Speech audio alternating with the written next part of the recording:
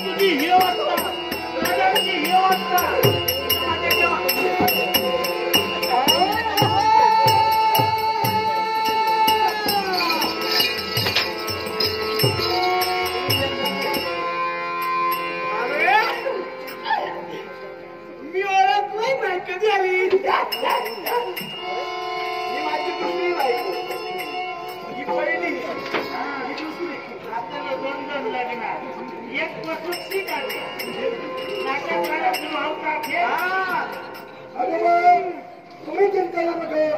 येतात